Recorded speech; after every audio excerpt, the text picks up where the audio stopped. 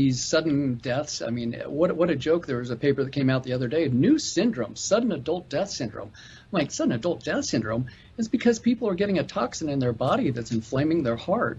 And to that point, in terms of like the drummer from the Foo Fighters and other individuals, there was an early study with these mRNA shots that shows that over time, and this was a mouse study, but it balloons the heart. And as the heart balloons, you lose pumping volume. And once you can't pump enough blood, then you can't get enough oxygen, and eventually you're in heart failure and you die. I've seen autopsy tissues from triathletes who drop dead on the swim. And these are people that are at the peak of physical performance. And, you know, do athletes die every year occasionally in an event? You bet.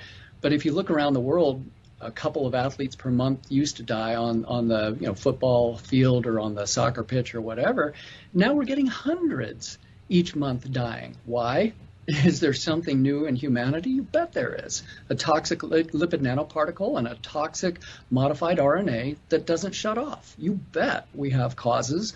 And they say, well, gosh, vaccines, you really only have these adverse reactions in the first couple of days to most vaccines. Well, this is a gene product. And this spike persists, this modified mRNA persists. The Stanford study in the journal Cell showed that this sequence persists in the lymph nodes for up to 60 days, at which point they published their paper, but it probably persists much longer than that. Autopsy studies out of my colleague, Dr. Arndt Burkhardt in Germany, shows spike depositing in vessel walls 128 days after the last shot. So we're putting something in the body that, number one, doesn't break down. Number two, it's making a toxic spike protein.